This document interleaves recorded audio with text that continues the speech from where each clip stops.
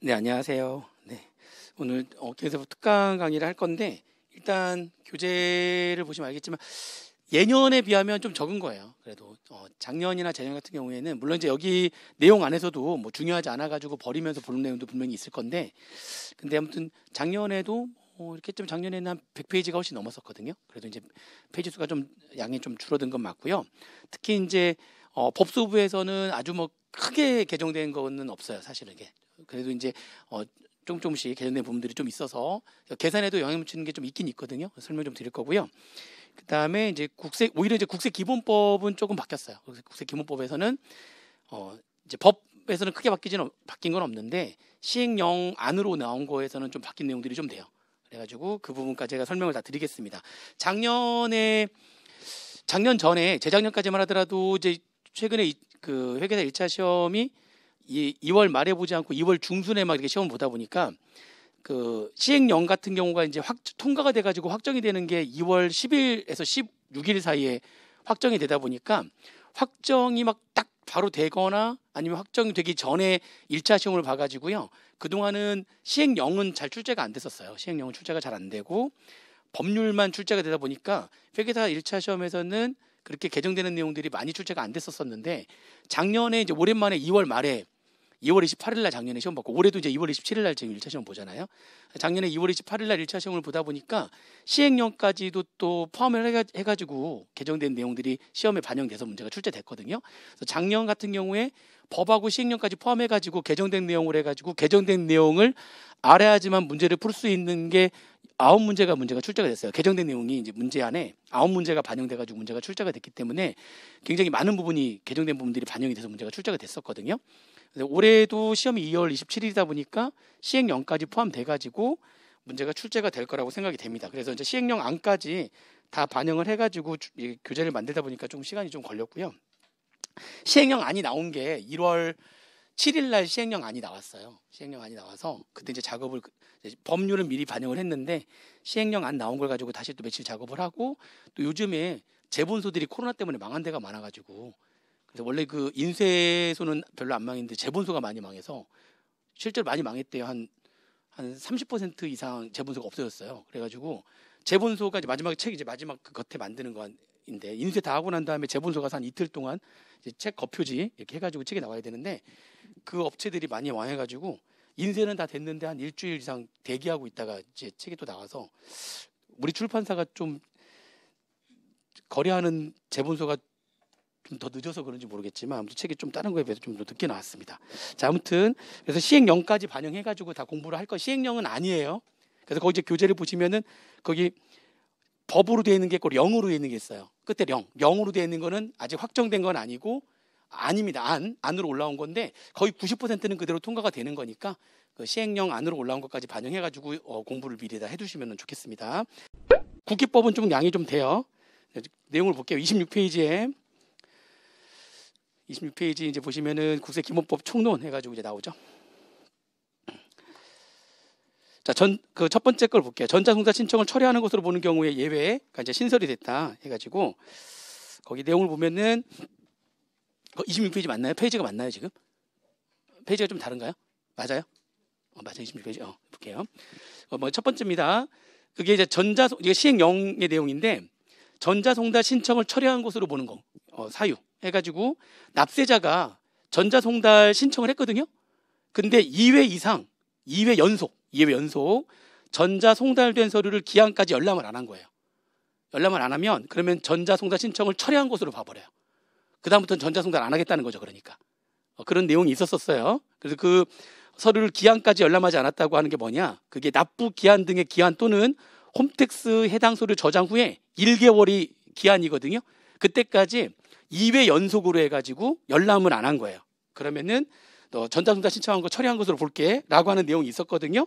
그런데 아무리 2회 이상 열람을 하지 않았다 할지라도 전자송달된 납부고지서의 납부기한까지 전액 납부를 했다면 그러면 철회한 것으로 보지 않겠다는 거죠. 다시 전자송달을 계속 하겠다는 겁니다. 무슨 얘기인지 지금 이해되시죠? 그러니까 안 보더라도 내가 거기 열람을 안 했더라도 얼마 내는지 알아가지고 그 금액을 다 냈다면 굳이 클릭을 안 했더라도 얼마인지 안 해가지고 전액 다 납부를 했다면 그러면은 전자송달 신청을 철회한 것으로 보지 않겠다. 다시 이런 예외를 하나 만들었다는 거죠. 그 다음에 이제 포상금 관련해 가지고 이번에 좀 개정이 좀 됐는데, 명의 위장 신고 포상금 지급액이 원래 건당 100만 원이었거든요. 그렇죠? 타인 명의를 사용해 가지고 사업을 경영하는 자를 내가 신고를 한 거죠.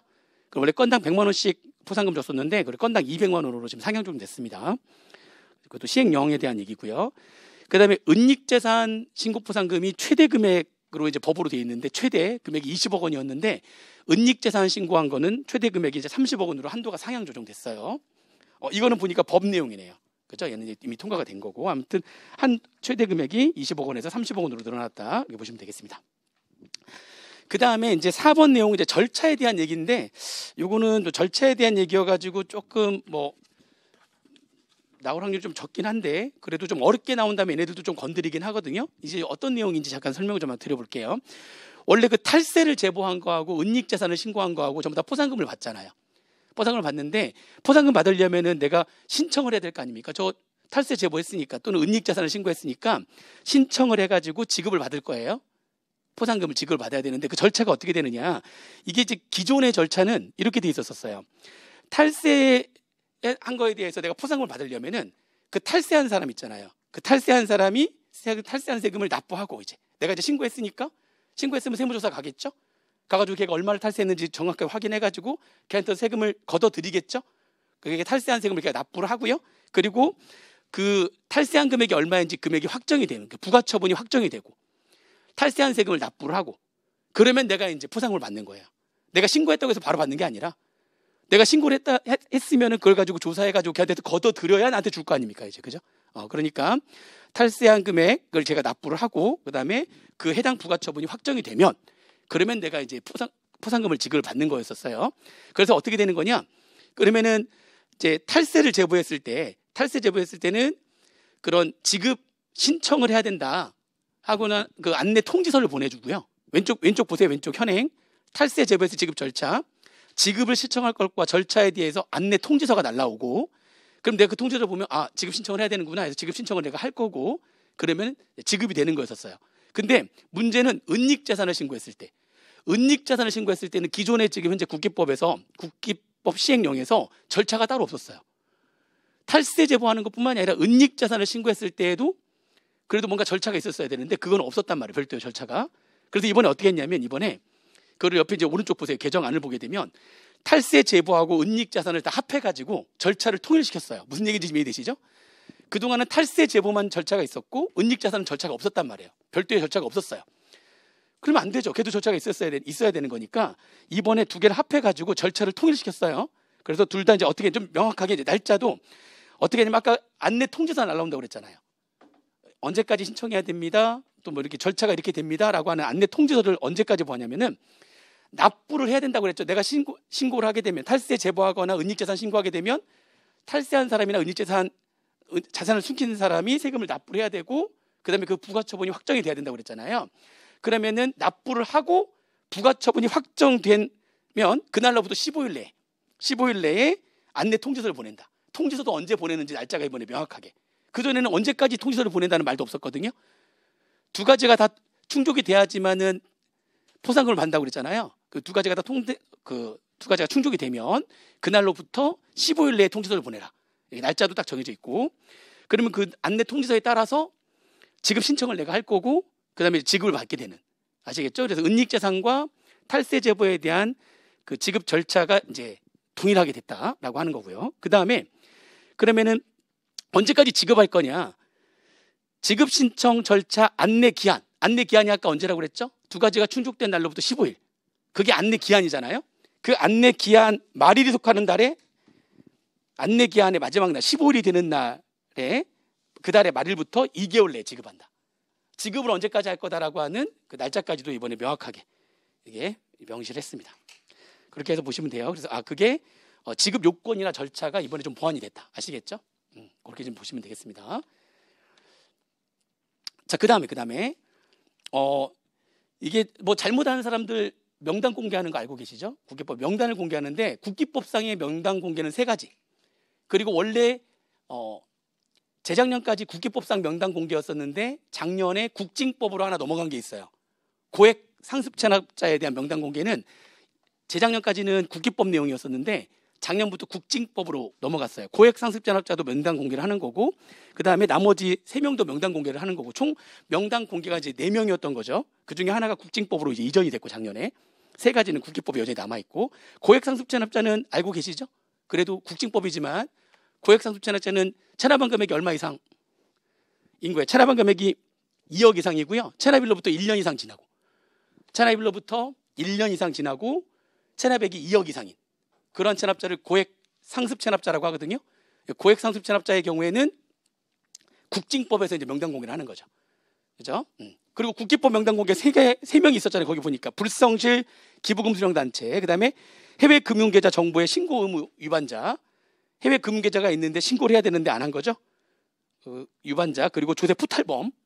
그래서 이 3명은 명단 공개가 됐었는데 1명 더 늘어났어요. 이번에 이게 1명 더 늘어난 거예요. 국기법상 명단 공개가 1명 더 늘어났습니다. 그걸 보니까 뭐라고 되어 있냐면 특정 범죄 가중처벌 등에 관한 법률에 따라 세금계산서 발급 의무 등을 위반하여 가중처벌된 자. 이게 누구냐면은 세금계산서를 발급하는데 거래도 안 했는데 발급한 자 있죠. 그런 사람들 보고 우리가 자료상이라고 하는 건데, 실제 거래 없이 세금계산서를 발급한 거니까 가공의 세금계산서죠. 자료상 실제 거래도 없이 가공의 세금계산서를 발급한 자, 얘네들 우리가 자료상이라고 하는 겁니다. 이런 사람들이 지금 특정 범죄 가중처벌 등에 관한 법률에 따라 세금계산서 발급 의무를 위반한 자예요. 이런 사람들도 명단을 공개하겠다. 아시겠죠? 이 사람들 이제 명단 공개하는 겁니다. 자료상들. 이런 거래들 되게 많잖아요. 세금계산서를 막 사고 파는 거야. 세금계산서를. 내가 세금계산서 많이 사놓으면 그 세금계산서 적혀 있는 금액만큼 매입세 공제도 되고, 그 또 비용으로 인정이 돼가지고 법인세나 속세도 줄어들고 막 그런단 말이죠. 이런 가짜 세금계산서를 막 사고 판단 말이에요. 그렇게 하는 사람들을 자료상이라고 하는데 이거 근절시키겠다라고 해가지고요. 그래서 이번에 얘네들도 명단 공개하겠다 이렇게 해서 명단 공개 들어온 겁니다. 아시겠죠? 그래서 거기 이렇게 해가지고 발급한 자의 경우에 특정 범죄 가중처벌 등에 대해서 가중처벌된 자는 누구냐면은 그 합계표에 기재한 그 금액이 이게 얼마 이상인 사람이 가중처벌된다고요? 요3이에요. 30억 원 이상인 자. 이런 사람들은 이제 명단 공개하겠다는 거예요. 가공의 세금계산서 발급하게 되면 발급했거나 발급받았거나, 발급을 했으면 매출처별 세금세 합계표를 작성해서 제출할 것이고, 발급받았다면 매입처별 세금세 합계표를 작성해서 제출할 거 아닙니까? 그 금액이 얼마 이상인 자? 30억 원 이상인 자 명단 공개하겠다. 네, 그래서 명단 공개에 1명 더 늘어났어요.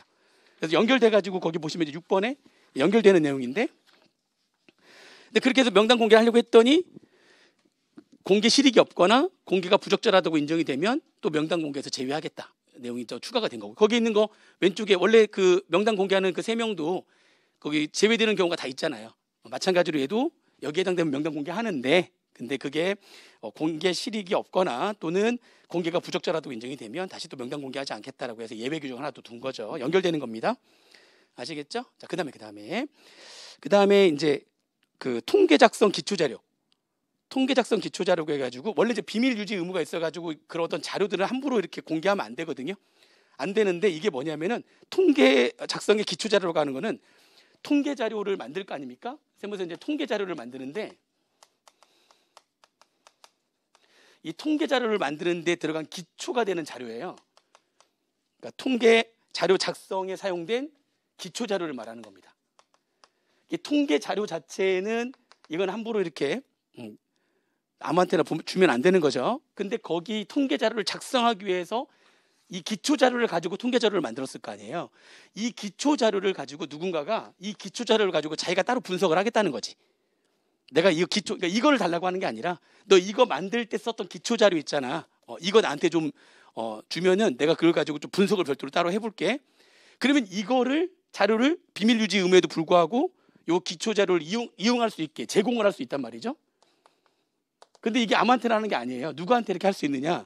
그게 이번에 2가지가 개정이 됐어요. 그게 7번하고 8번하고 연결되는 거거든요. 연결되는 건데 이제 7번은 누구냐면은 국세청장이 지정하는 다음 기관의 장 해가지고요. 이제 국세청장이 지정하는 거기 이제 보면은 이런 사람들한테 기초 자료를 제공할 수가 있는데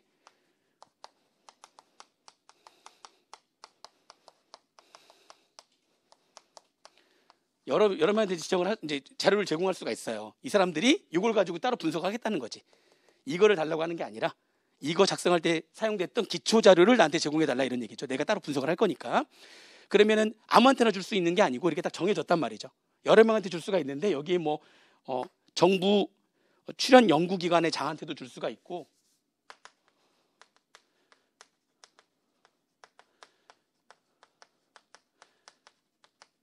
또는 국세청장이 지정하는 여러 명한테 줄 수 있는데 그 국세청장이 지정하는 여러 명이 그 밑에 하나 둘 셋 네 명 있잖아요. 그 밑에 보니까 이렇게 있는데 그 중에 첫 번째가 고등교육법상 대학이라고 돼 있죠.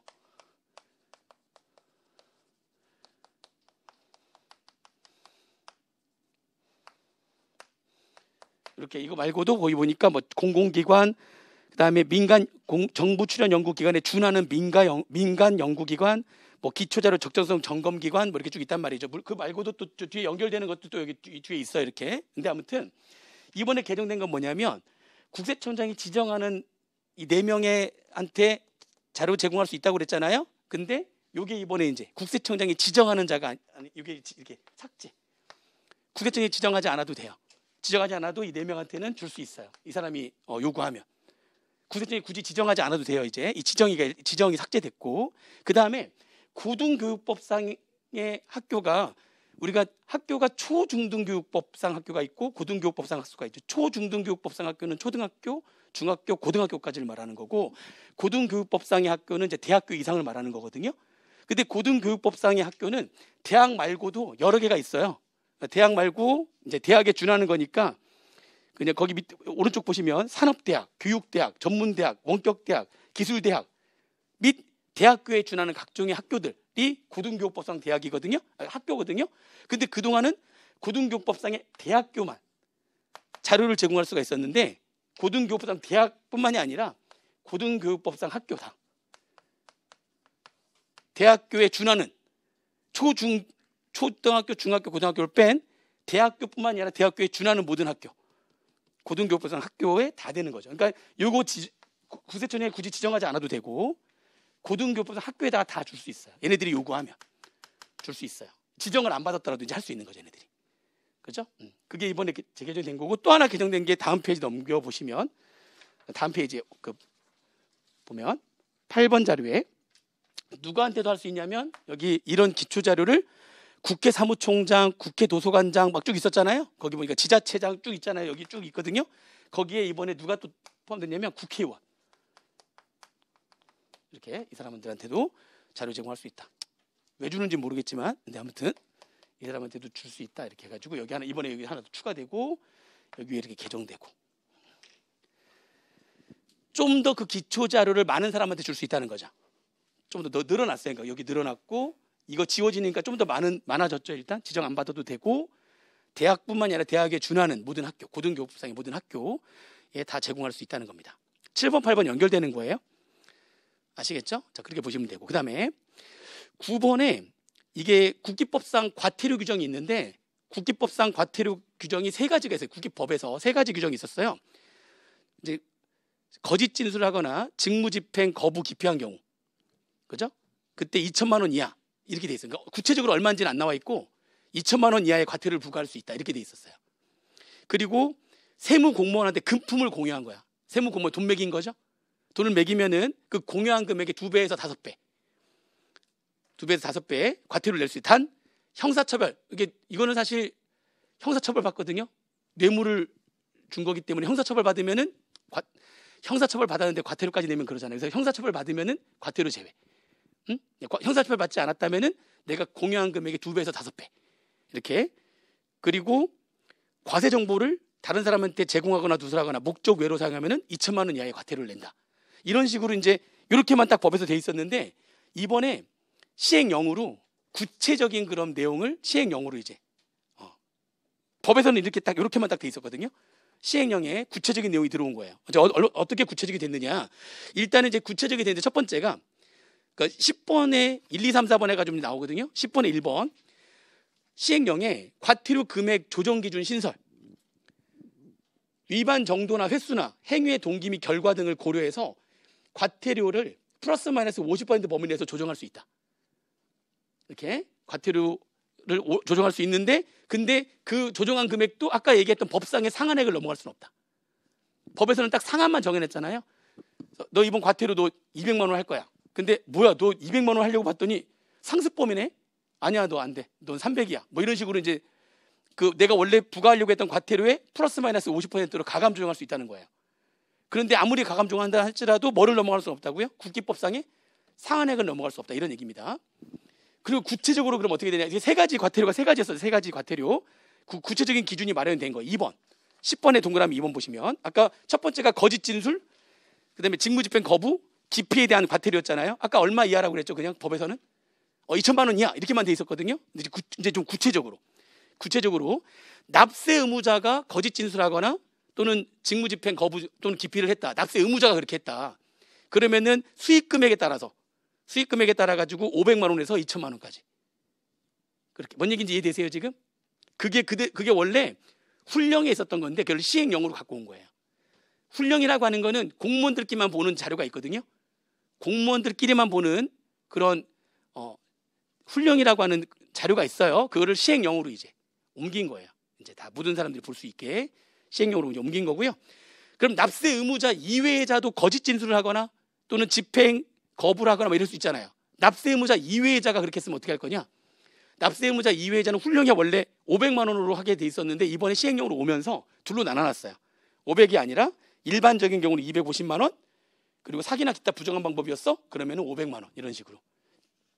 무슨 말인지 이해되시죠? 원래 어디에 있었던 거라고요? 훈령에 있었던 거를 시행령으로 가지고 온 거예요. 이렇게 시행령으로 가지고 왔습니다. 그래서 납세 의무자가 거짓 진술하거나 집행 거부를 하거나 이랬으면은 500에서 2천만 원 이렇게 되고, 납세 의무자 이외자는 250 또는 500만 원 이렇게 된다. 그 다음에 금품 공을 세무 공무원한테 돈 매긴 거죠. 그럼 아까 돈 매긴 금액의 몇 배에서 몇 배라고 그랬죠? 2배에서 5배. 그게 이제 구체적으로 거기 나와 있는 거죠. 그거는 이제 훈령에 있는 내용 그대로 갖고 왔어요. 그대로 갖고 온 겁니다. 한번 잠깐 볼게요. 세 개로 나눠져가지고 지금 직무 관련자가 지금 돈 매긴 사람이고, 납세자가 업무 편의를 제공받은 사실 없이, 그러니까 우리가 공무원한테 돈을 매기는 게 꼭 이거 나 뭐 지금 내야 되는데 잘 좀 봐줘라고 줄 수도 있고, 그게 아니라 나중에 뭔 큰일이 날 수도 있으니까 그냥 지금 아무 일도 없는데 그냥 계속 매기는 거야.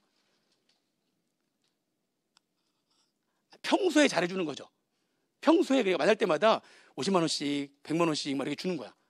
무슨 말인지 지금 이해되세요? 막 시계도 사주고 막 평소에 이렇게 뭐 일이 있어 그런 거 아니야.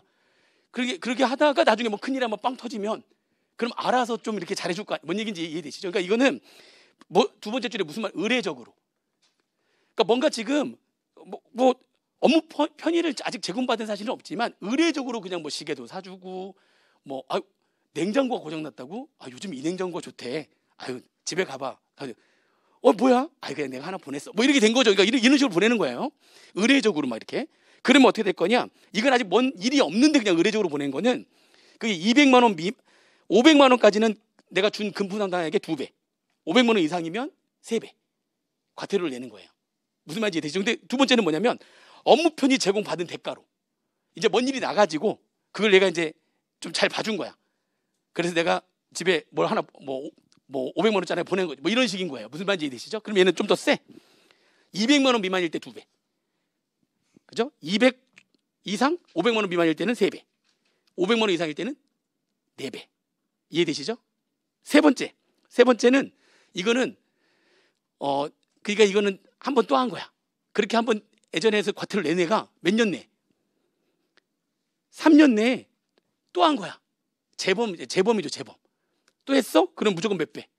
5배. 얼마짜리든지 간에. 한 번 했는데 또 한 거야. 3년 내에 또 한 거야? 그럼 5배. 이런 식이에요. 이게 이제 원래 훈령에 있었던 건데 이게 이제 시행령으로 이렇게 넘어왔다, 이런 얘기예요. 뭔 얘기인지 이해되시죠? 그래서 그동안은 안 봤던 건데 이제 한 번씩 봐둬야 돼요. 시행령으로 넘어왔기 때문에. 마지막 하나 더 있었죠.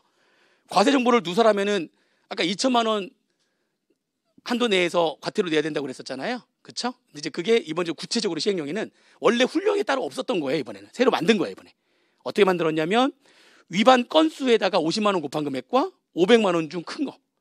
그럼 법에서는 한도를 얼마로 했는데요? 법에서는 한도를 2천만 원을 했는데 여기 보니까 과태료 금액은 최대 500까지가 되게 돼. 시행령에 의하면. 그렇죠? 아니죠. 거기다 플러스 마이너스 얼마를 또 할 수 있죠?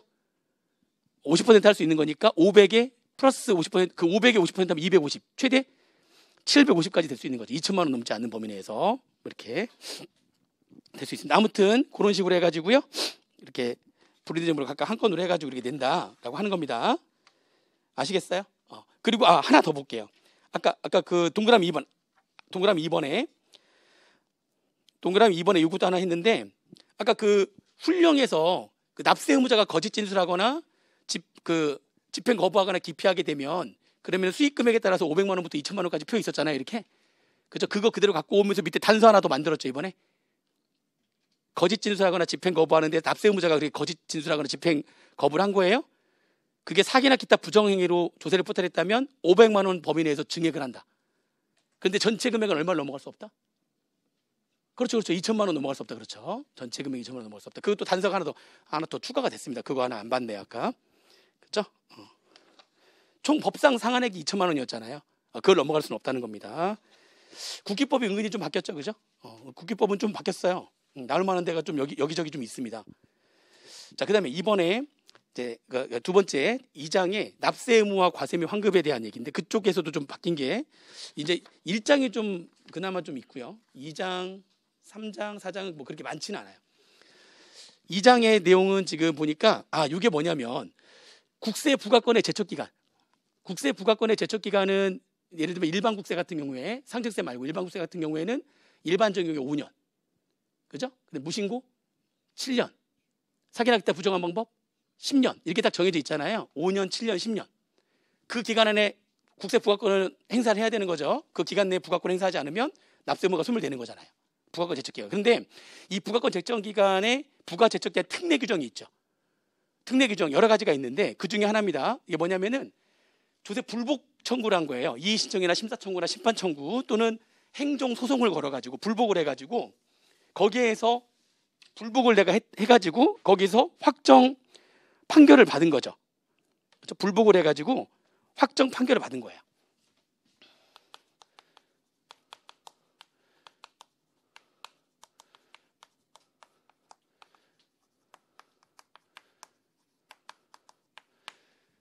불복 청구를 해가지고 이렇게 확정 판결을 받은 거예요. 그러면 이게 국세 부과권 제척 기간이라고 하는 거는 국세 징수권의 소멸시하고 다르게 뭐 정지 사유나 뭐 중단 사유가 없잖아요. 시간이 그냥 지나버린 거죠. 근데 이미 지나버렸네. 5년, 7년, 10년이 지나버렸네. 확정 판결 내는데 시간이 좀 걸리거든요. 이미 그냥 지나버린 거야. 근데 이 확정 판결된 걸로 인해 가지고 얼마를 부과하려고 했는데 이미 부과권 제척 기간이 지나버린 거죠. 납세물을 소멸시키면 좀 억울하죠. 왜냐하면 국가 입장에서도 불복 청구해가지고 이거 확인하는데 시간이 오래 걸렸거든. 근데 부과권의 제척 기간은 중단 사유나 정지 사유가 없잖아요. 그러니까 기간이 지나버린 거야. 그러면 이 확정 판결된 날로부터 몇 년 내에 부과권을 행사할 수 있다고요? 1년 내에 부과권을 행사할 수 있다. 이게 이제 부과권 제척 기간의 특례 규정이죠. 1년 내에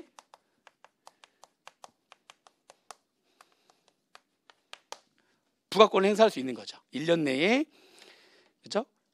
경정이나 그 밖에 필요한 처분을 할 수 있다. 그 얘기가 부과권을 행사할 수 있다. 그렇게. 무슨 말인지 이해되죠? 이게 이제 특례 규정이란 말이죠. 자, 그런데 여기에 원래 기존에 뭐가 있었냐면 이것도 있고요. 이제 그럼 이게 확정 판결된 그 과세 표준과 세액이 있을 거 아니에요. 불복 청구를 해가지고 확정 판결된 그 과세 표준하고 세액에 대해서 판결일로부터 1년 내에 부과권을 행사할 수 있다는 거죠. 경정 내지는 필요한 처분을 할 수 있다.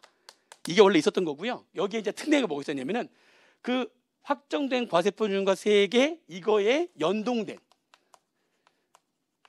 예를 들면은 이게 언제 거냐면 예를 들어서 13년도 거였던 거야. 2013년도 거였는데 이것 때문에 2012년도, 2011년도 거까지도 같이 과세가 또 더 돼야 되는 거예요. 그러면 이거하고 연동된 같은 세목에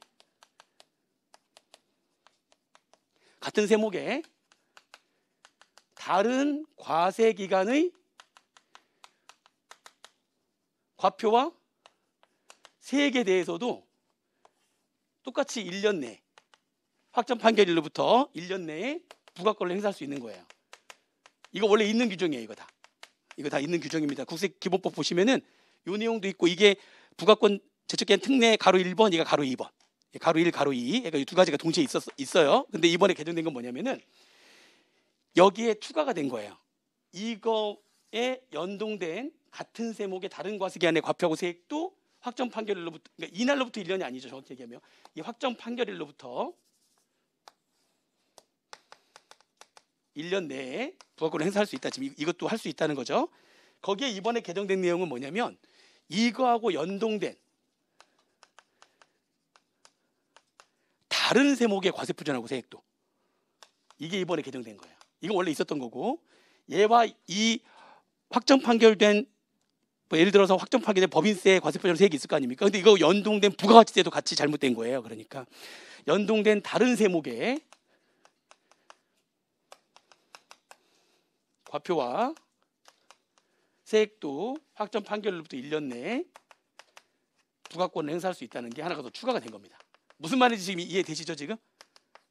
요 빨간색 요게 추가된 거예요. 그러니까 조세 불복 청구를 해가지고 확정 판결된 과세표준 세액이 있을 거 아닙니까? 그 세목에 어떤 과세기한의 과세표준 세액이 있을 거 아니에요. 근데 그 세목에 다른 과세기한의 과세표준 세액도 마치 연동된 게 있다면 이 확정 판결로부터 1년 내에 부가권 행사할 수 있는 것이고, 이번에 개정된 거는 이거하고 연동된 다른 세목의 과세표준하고 세액도 확정 판결로부터 1년 내에 부가권을 행사할 수 있다는 겁니다. 이게 빨간색이 이번에 또 추가가 된 거예요. 무슨 말인지 이해되죠? 예. 보시면 되고요. 그 다음에 가로 2번에 이 부가권 제척기한 특례 이제 이게 있었고 하나 더 생긴 거예요. 이제 이거는 여기에 요거 하나가 더, 이 문구 하나 더 추가가 된 거고, 하나 새롭게 생긴 게 있어요. 그게 뭐냐면은 그게 그 뇌물 그리고 알선수재나 배임수재에 의해서 받은 금품이 무슨 소득이 되는 거죠? 소득세법상 기타 속이 되는 거잖아요. 그 뇌물 받아가지고 기타 속 되는 거 있죠. 그 기타 속이 되는 거는 그게 기타 속이라는 걸 알게 된, 뇌물 등을 받았다는 거는 뭔가 다른 조사를 하다가 얘가 뇌물 받은 걸 알게 된 거잖아요. 뇌물 받은 걸 알게 된 거잖아요. 그럼 걔가 그 뇌물을 빠뜨리고 나머지만 신고한 거야. 나머지는 다 신고했는데 그 뇌물은 빠뜨렸어요. 나머지 아예 무신고한 건 아니잖아요. 신고한 거긴 한 거니까 그거는 5년 또는 사기나 기타 부정한 방법이었다면 10년. 응? 10년. 근데 이게 뇌물 등을 알게 된 게 15년째 알게 된 거야. 조사하다 보니까 15년 지난 다음에, 뇌물 받은 15년 지난 다음에 이제 알게 됐네. 이거는 이날로부터 다시 몇 년 내에 부가권을 행사할 수 있다고요? 1년 내. 1년 내. 이게 이제 하나 더 들어온 거예요.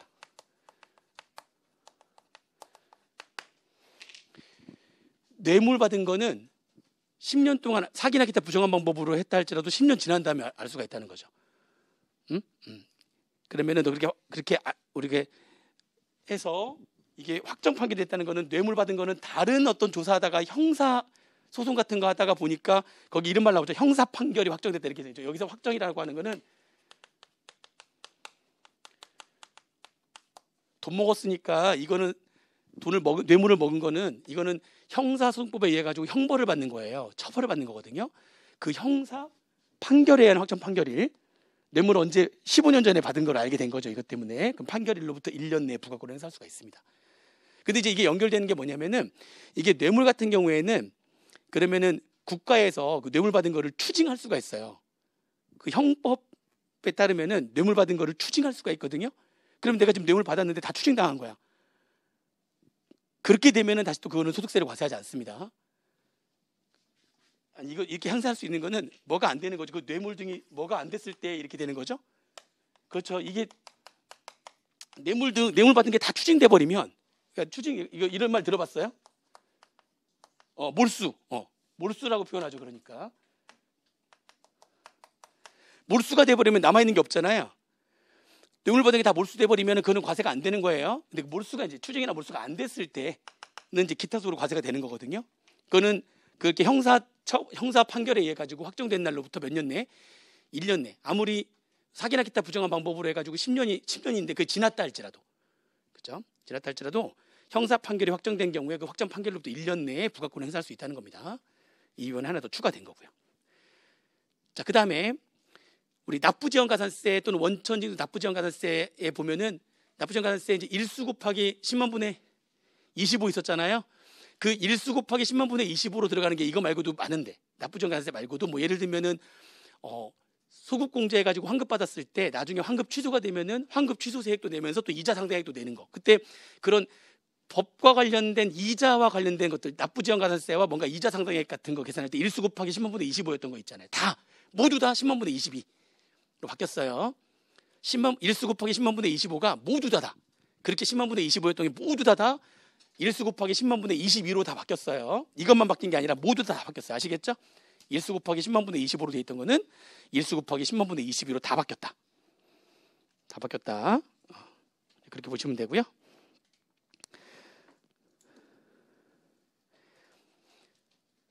그 다음에 납부지원가산세 또는 원천징수 납부지원가산세.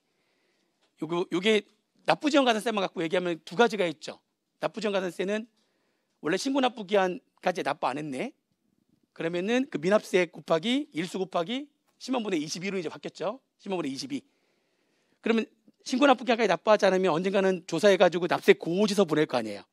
납세 고지서에 납부기한까지도 납부하지 않으면 미납세액의 3%가 한꺼번에 붙죠. 그 두 개가 합해진 금액이 납부지원가산세가 되는 거잖아요. 그러니까 납부지원가산세가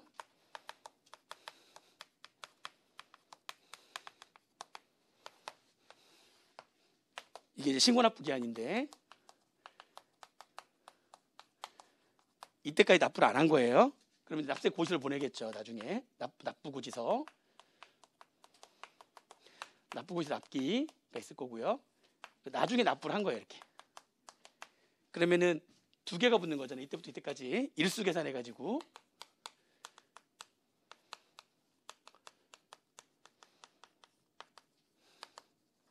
이제 22로 바뀌었고, 대신에 이 일수는 계산하지 않는 거죠. 이때부터 이때까지는 일수 계산 안 하고, 그 다음에 여기 이때까지도 계속 안 냈잖아요. 그러면은 이때 미납세액이 또 얼마 붙는 거고. 그래서 요거 이제 합한 금액이 납부지원가산세가 되는 거잖아요. 그쵸? 근데 체납한 국세가 100만 원 미만이면 100만 원 미만이잖아요. 이게 이렇게 원래 이렇게 이거 1번, 이게 2번 이렇게 지금 납부지원가산세를 내야 되는데 체납한 국세가 얼마 미만이라면 이렇게 내야 되는 건데 이번에 바뀐 게 이거예요.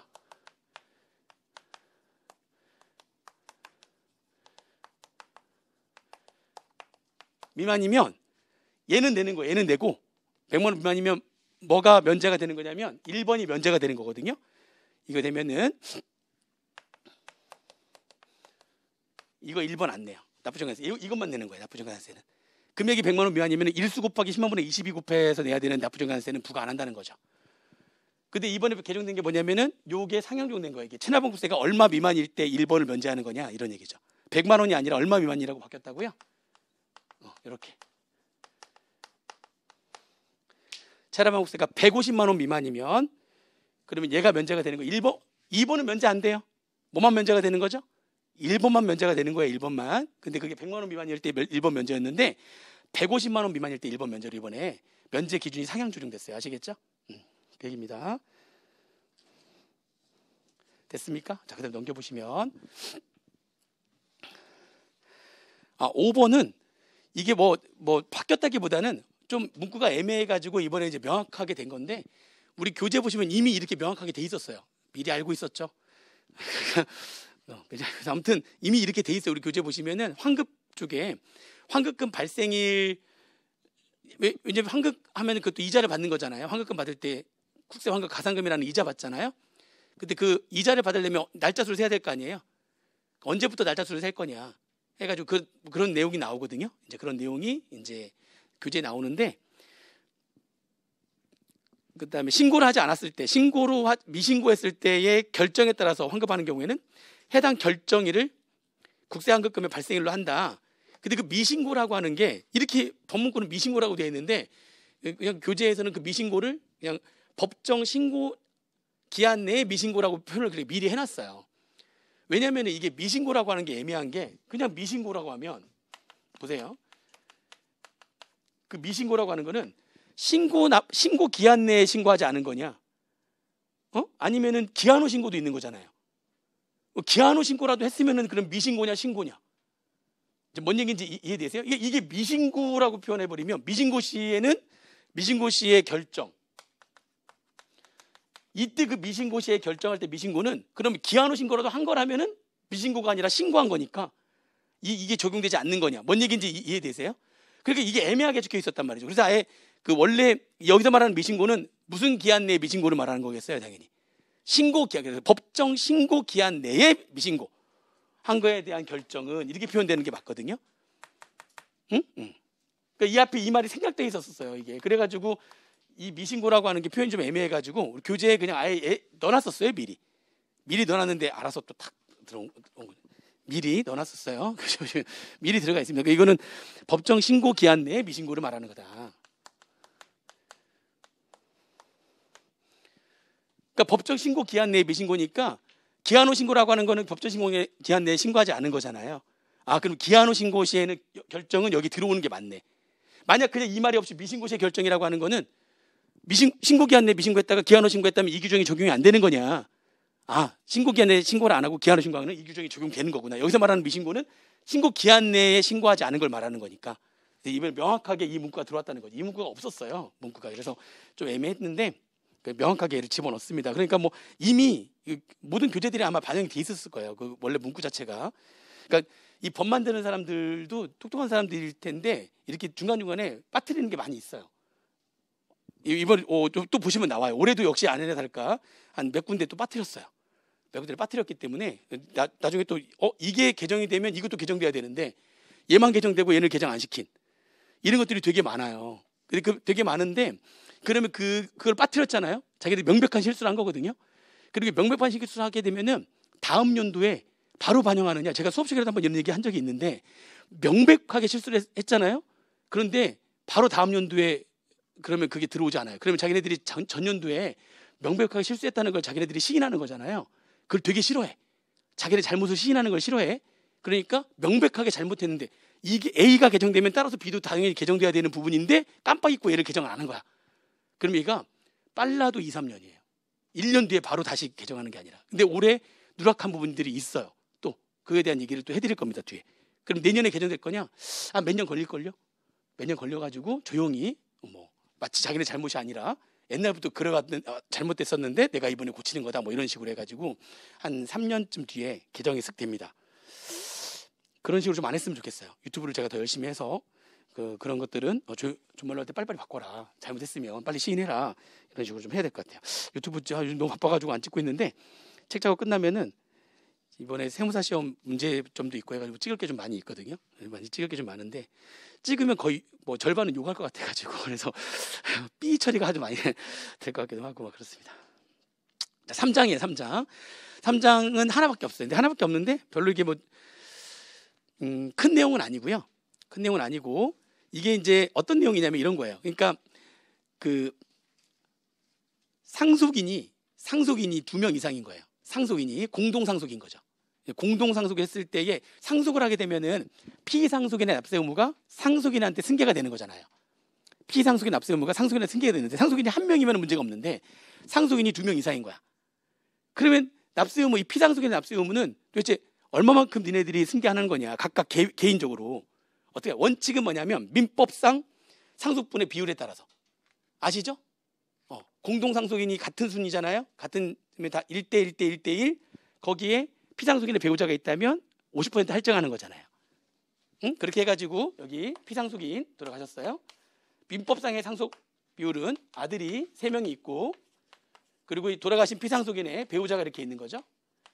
그럼 민법상의 상속은 이렇게 1대1 대 1대1로 가는데 배우자한테는 50% 할증해가지고 이렇게 되는 거니까 이 사람의 납세 의무의 4.5분의 1은 얘가 납세 의무 승계하는 거고 얘도 4.5분의 1, 4.5분의 1, 4.5분의 1.5 이런 식으로 납세 의무를 승계한다. 이게 원칙이에요.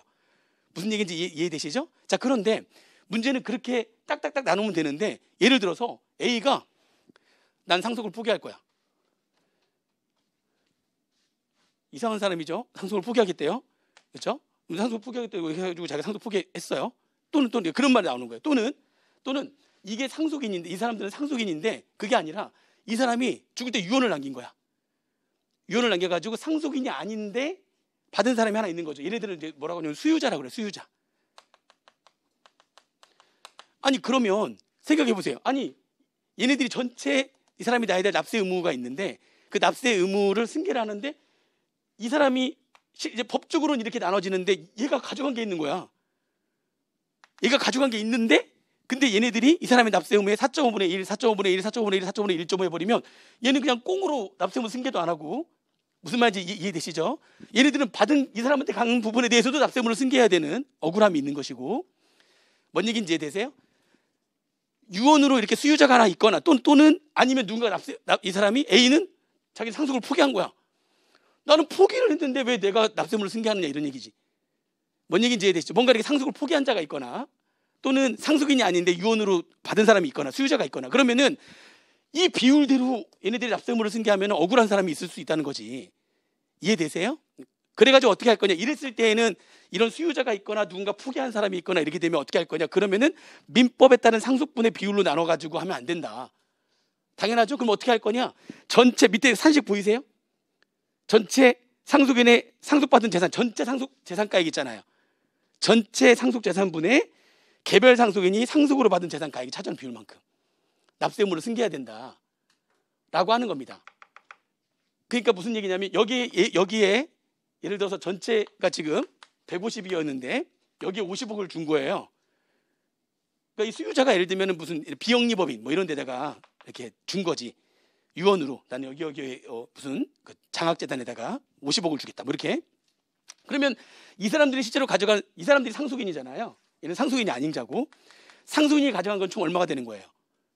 100이 되는 거죠.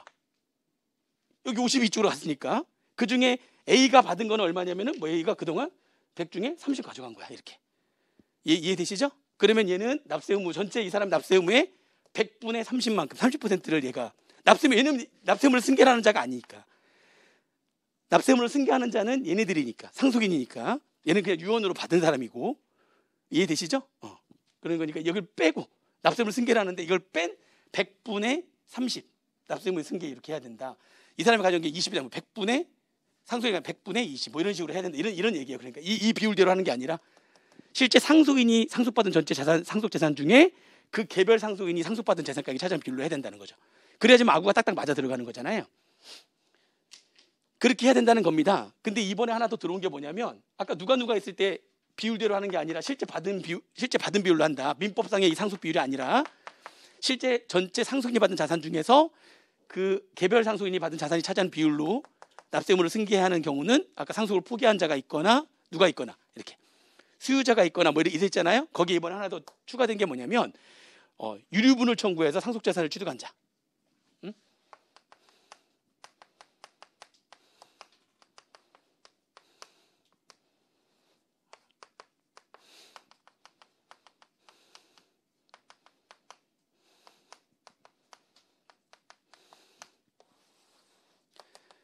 예? 원래 법적 상속인이었는데 그 사람만 상속을 안 해준 거예요. 유언으로 걔는 뺐어. 아예 얘는 상속재산 없어 이렇게 했는데 얘가 유류분을 청구한 거지. 유류분을 청구하게 되면은 민법상의 비율대로 받지 못하고요. 자녀 같은 경우에는 민법상 내가 받았어야 되는 거에 절반까지 받아낼 수가 있어요.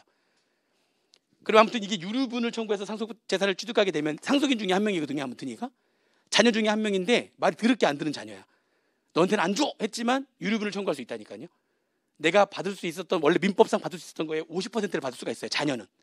그러면은 다 받는 게 아니라 받을 거 50%만 받은 거니까 납세의무를 승계하는 것도 그죠? 그 50%에 해당되는 것만 납세의무를 승계해야 되는 거니까 이 비율대로 해야 된다는 거죠. 이렇게 이런 비율로 이 민법상의 비율이 아니라 전체 상속인들이 받은 상속재산분의 실제로 개별 상속인이 받은 상속재산이 차지하는 비율로 납세의무를 승계해야 된다. 그래서 얘까지 하나 더 추가.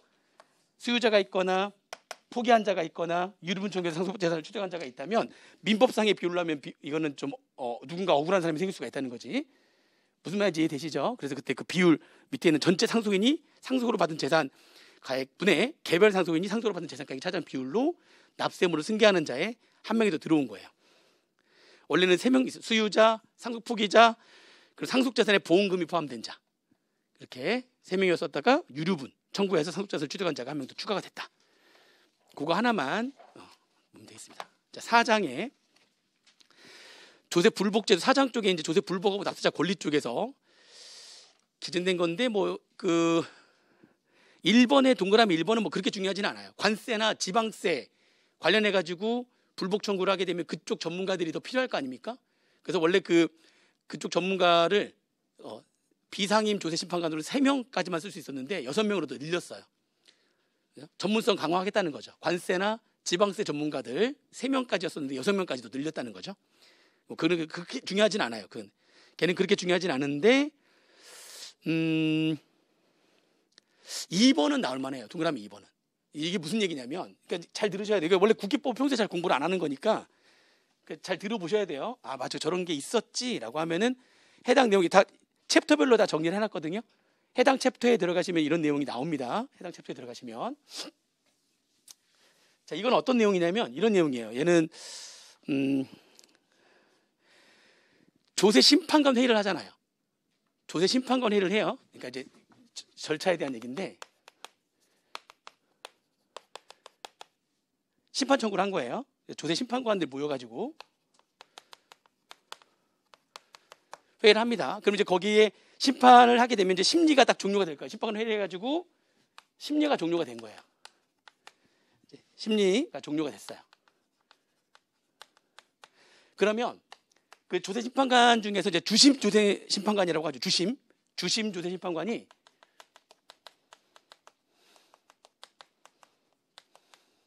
심리가 이제 종료가 되면은 그러면은 조세 심판원장한테 통보를 합니다. 심판관이 종료가 되면 지체 없이 바로 그러니까 조세 심판원장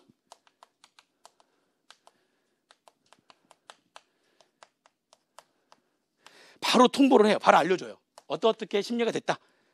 조세 심판원장한테 이렇게 지금 절차 다 지금 여기까지 다 이해되시죠? 이렇게 그러면 조세 심판원장이 그 내용을 딱 보니까 이거 중요한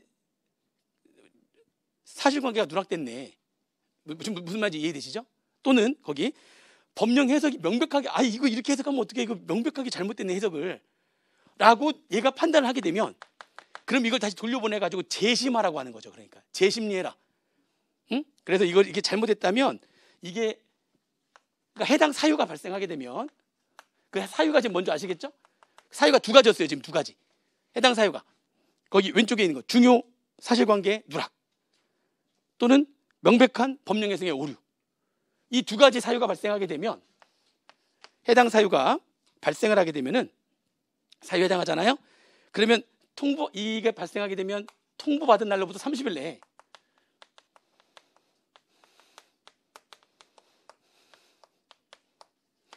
내에 이거 다시 심리하세요라고 이렇게 요청할 수가 있어요. 30일 내에 서면으로 다시 하라고 이렇게 다시 심리할 것을 요청할 수가 있습니다.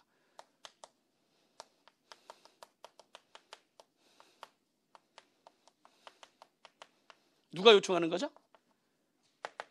조세 심판원장이 주심 조세 심판관한테 다시 하세요. 이렇게 며칠 내에 하는 거라고요? 통보받은 날로부터 30일 내. 이게 이제 이런 규정이 있는 거예요. 이렇게 이게 재심에 대한 얘기거든요. 다 재심리해라.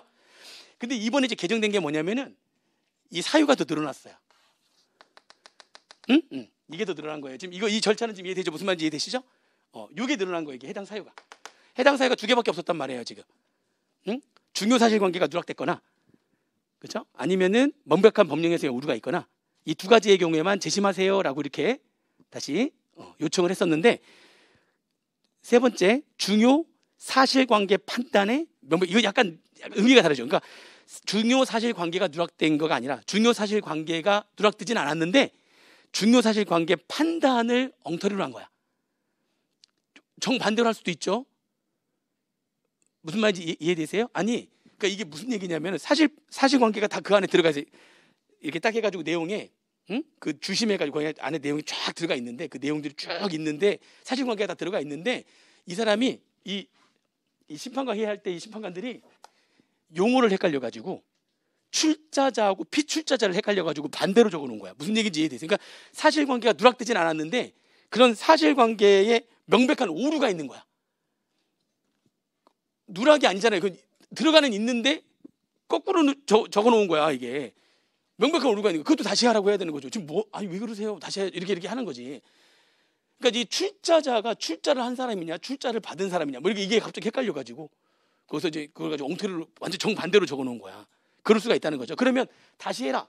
그게 하나 더 해당 사유가 하나 늘어났고요. 그리고 그 말고도 하나 이번에 늘어난 게 뭐냐면 밑에 이제 그 두 개 점점해서 두 개 있는데 그게 다 어떤 거냐면 이미 그 전에 대법원 판례라든지 결정례라든지 또는 국세예규심사위원회 심의를 거친 예규라든지 또는 심판관 회의가 아니라 예전에 국세심판관 합동회를 해가지고 결정한 예가 있다든지, 그죠? 그거하고 다른 거야 내용이. 심의 내용이 해당 사유에 지금 이 들어온 게 뭐냐면 사전에 예전에 있었던 판례 또는 각종의 결정례라고 하죠. 결정했던 예가 있잖아요. 이거하고 다르게 판결한 거죠. 그러니까 그죠? 법령 해석 자체가 이거와 법령 해석이 그 전에 예전에 있었던 판례나 결정례하고 다른 경우에도 다시 하세요라고 보낸다는 거죠. 예전 거 안 찾아보셨네요. 다시 하세요 이렇게 보낸다는 거예요. 뭔 얘기인지 이게 하나 들어온 거예요. 그러니까 해당 사유가 더 늘어났어요. 재심을 요구할 수 있는 사유가 더 늘어났단 말이에요. 그러니까 조세심판원장이 심판관 회의 결과에 대해서 재심하세요라고 할 수 있는 사유가 더 늘어났어요. 그러니까 그 늘어났다는 거 읽어보시면 되겠습니다. 근데 그게 어떤 내용인지 절차를 아셔야 돼요. 이게 이 절차를 아셔야 여기가 개정됐구나 이렇게 알 수 있는 거니까. 무슨 말인지 이해되죠 지금? 자, 그 다음에 저 이제 가로 2번에 대한 내용인데, 가로 2번은 뭐냐면은 우리가 이제 세무조사를 하는 거 있잖아요. 세무조사를 하는데 이게 사업과 관련해 가지고는 세금이 여러 가지가 있잖아요. 하나만 있는 게 부가가치세나 법인세 뭐 여러 가지 세금이 있을 거 아니에요. 사업과 관련돼 가지고 여러 가지 세금에 대해서 세무조사를 할 때는 통합조사가 원칙이에요. 원래 세무조사할 때는 자 이렇게 사업과 관련된 세목이 여러 가지가 있을 거 아닙니까? 얘네들에 대해서 어떻게 세무조사하는 게 원칙이라고요? 통합에 전부 다 합해가지고 한꺼번에 세무조사하는 게 원칙이에요. 이런 얘기 들어보셨죠? 이렇게 통합조사가 원칙입니다. 이게. 자, 그런데 어떻게 돼 있어요? 이게 이제 1번 통합조사가 원칙이야. 그런데 2번 통합조사 원칙에도 불구하고 조세채권 확보라든지 이런 것들을 빨리 하기 위해서 특정 세목만 긴급히 조사할 필요가 있다. 뭐 이런 여러 가지 사유가 있잖아요. 이래도 불구하고 여러 가지 사유가 있는데 그 사유 중에 가장 대표적인 게 여러 가지 세목 중에서 지금 하나는 지금 부가권 제출 기한이 얼마 안 남은 거야. 그러니까 빨리 조속하게 빨리 얘는 확정을 지금 시켜야 되는 거지. 무슨 말인지 이해되시죠? 만약 그런 사유가 있다면 특정 세목만 긴급히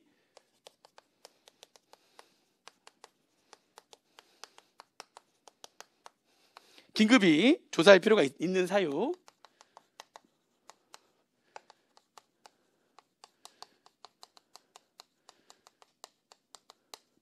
이런 것 같은 여러 가지 이제 이런 사유가 있다면 그러면 통합조사하는 게 아니라 그 특정 세목만 조사할 수 있어요.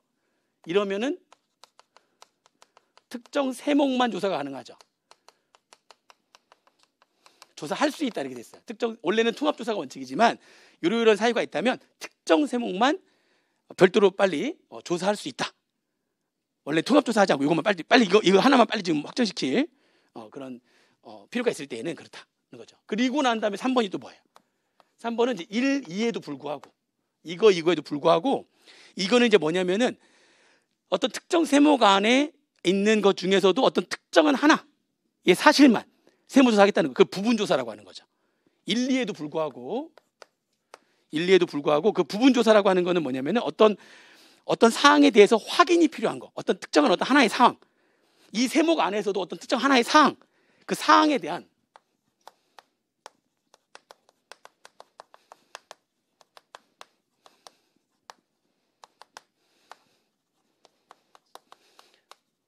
여러 가지 경우에 어떤 그 사항에 대한 확인이 필요한 경우가 있거든요.